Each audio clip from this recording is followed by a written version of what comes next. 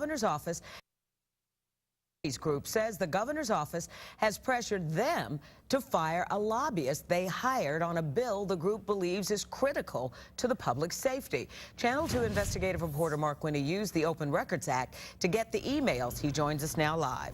Monica, Corrections Commissioner Brian Owen says he hopes this lobbying controversy doesn't distract from how important this bill is to keeping the public safe from convicted criminals. Well, a spokesperson for the Parole Association of Georgia says it hired a lobbyist because it is so important. A spokesperson for the Parole Association of Georgia, PAOG, says the nonprofit employee group hired a lobbyist to oppose House Bill 1030, which would merge parole officers into the Department of Corrections, which already oversees probation officers.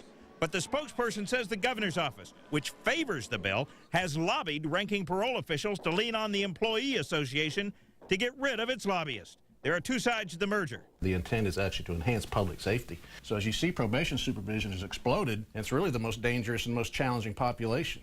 We think merging the operations together, we could put hundreds more officers on the street. This was tried in 1972. A former high-ranking official of both corrections and parole says he fears the merger will make the public less safe by fixing a parole system that's not broken. Parole in Georgia is probably the best paroling authority in the country. The PAOG spokesperson says the association hired reputable lobbyist Wendy Clifton.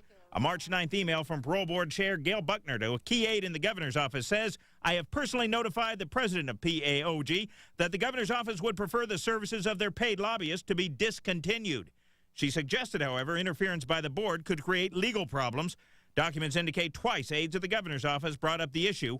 What is the status of Wendy Clifton, and has Wendy Clifton been told she will not be needed? We're all on the same team. The parole board's part of the executive branch, and what we had hoped was we would craft a bill that everybody could go and support. We're also told emails to legislators by two parole officers from home computers generated a stir, and another email to parole officials from a gubernatorial aide had a list of answers to the officers' concerns and the suggestion a retraction needs to go out ASAP. Our concern was that legislators would vote on a bill based on bad information.